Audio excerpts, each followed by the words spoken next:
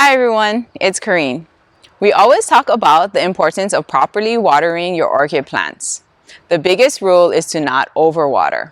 Too much water can lead to root rot and root damage, and then the plant loses its main method of taking up water and nutrients. So we've already talked about overwatering, but what about underwatering?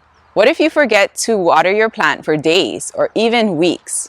Let's go over the 5 signs to recognize if your plant is being underwatered, and let's see if we can bring it back from dehydration.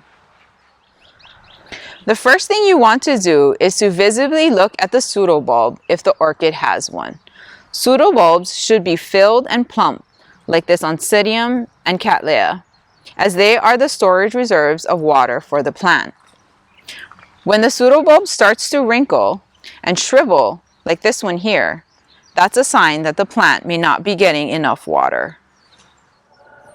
The second thing you want to look at are the leaves. They should be nice and green and firm. If they start to look wrinkled or limp, then that may be a sign of underwatering. These Phalaenopsis don't have a pseudobulb that helps to hold the water. So looking at the leaves are important. If the leaves start to go floppy or they get wrinkled, then that may mean that it's being underwatered. These next 3 signs are secondary indicators that may show that your plant is being underwatered. Sometimes the roots can be wrinkled or thin, but if the root tips are green, that's a good sign that your plant can come back from dehydration. The 4th sign is that sometimes a plant will take resources from other parts of its plant structure.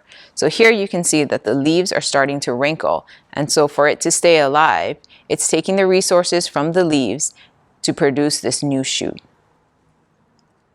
The last and 5th sign that may happen is the dropping of buds and flowers if your plant is being underwatered. If an orchid is not getting enough water, it will conserve its energy by shedding flowers. Let me show you some images of an experiment we did with this Oncidium variety where we took a couple of plants and stopped watering them for 3 weeks.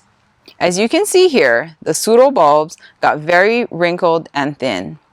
The leaves did not drop as the plant was using the water reserves in the pseudobulb to stay hydrated. We also wanted to see if we could start watering again on a regular basis and bring the pseudobulb back to a plump state again. Here they are today. These were the 2 with the wrinkled pseudobulbs that I marked. It's about a month after we started regular watering again. The pseudobulbs are starting to plump up, but you can see that the remnants of the wrinkles are still there. Keep in mind that orchids are air plants and they will do their best to survive during drought conditions. With healthy roots, they can come back and thrive.